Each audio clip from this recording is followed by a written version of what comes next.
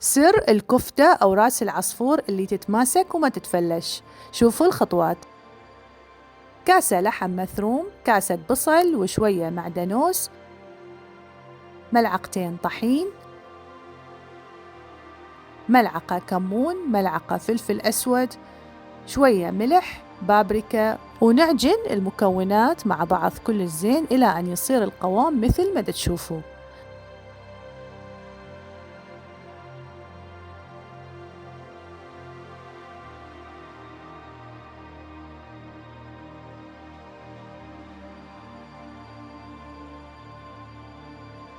قطعت البصل جوانح وقليته على صفحة، فلفل أخضر وجزر وبطاطا وراس العصفور قليتهم أيضا على صفحة، وبعدين نزلت عليهم البهارات: فلفل أسود، ثوم مطحون، بابريكا وملح.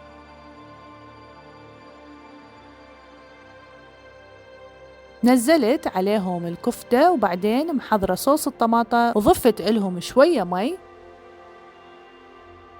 وغطيتهم بالسيليفون وخليتهم بالأوفن على درجة حرارة 180 لمدة نص ساعة تقريبا.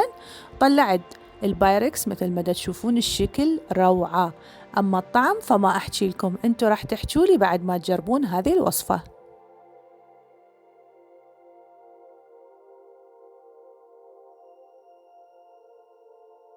معقولة؟ لحد هسه ما مسوية سبسكرايب للقناة؟